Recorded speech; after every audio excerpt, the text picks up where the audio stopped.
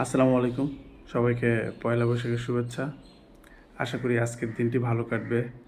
পয়লা বৈশাখ আমাদের বাংলাদেশের আহ, অনেক দীর্ঘদিনের একটি কালচারের সাথে মিশে আছে একটি উৎসব। আমাদের এই দিনটি ভালো কাটে। আমরা চাই আমাদের আনন্দের মধ্যে দিয়ে এই দিনটি কাটুক। আসলে আমার অনেক আগের স্মৃতি মনে পড়ে যায়। আমরা ছোটোকালে যখন আম, সেই 1998 সালে বা 97 সালের দিকের গল্প, তখন আমরা মানে পয়লা বৈশাখ মানেই একটা অন্যরকম একটা আনন্দ। মেলা হবে, মেলায় যাব।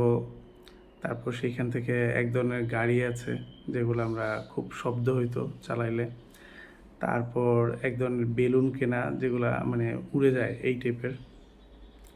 আরেকটা ছিল আপনার এক ধরনের পিস্তল কেনা। এগুলো মিলে মানে পয়লা বৈশাখ মানে একটা আনন্দ। আর কিছু খাবার আইটেম আছে যেমন খই, মুড়ির এক ধরনের মানে মিঠাই দিয়ে এক ধরনের ইয়ে করা। তারপর অনেক আইটেমের খাবার।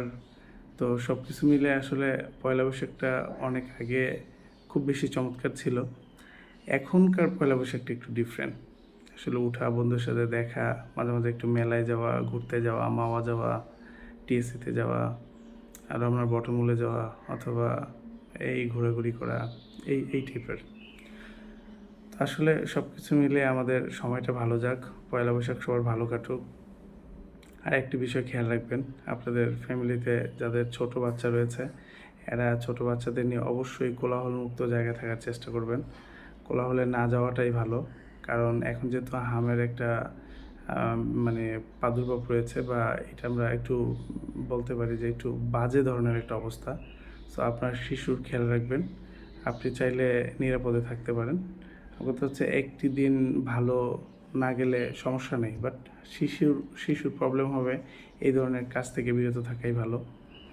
আর সবার দিনটি ভালো কাটুক, পরিবারের সাথে কাটুক, সবাই আনন্দ করবেন, সবার সময়টি পয়লা বৈশাখটি ভালো কাটুক।